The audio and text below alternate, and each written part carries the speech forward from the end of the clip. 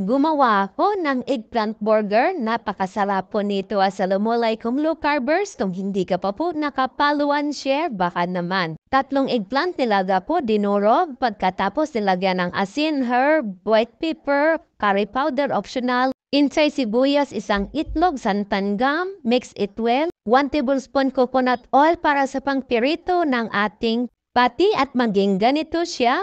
Gawin naman ang ating burger. Nasa screen po ang mga ingredients na aking ginamit. Sundan nyo na lamang po yan, pati yung measurement. Sa nais, itry ito. Paghalo ng ating tubig ay dahan-dahan lang po. Naglagay ako ng sesame seed, microwave 10 seconds, palamigin bago hatiin at ito sa kawali na may butter. Sa sauce naman, 1 tablespoon heavy cream, 1 tablespoon cheese cream, herbs, 1 teaspoon, avocado oil, lemon, 1 tablespoon, almond milk. Mix it well, sauce done, at mag-assemble tayo. Meron na pong pipino, lettuce, cheese na paborito mo na pasok sa low carb, at meron na tayong eggplant burger. Nagutom ba kayo?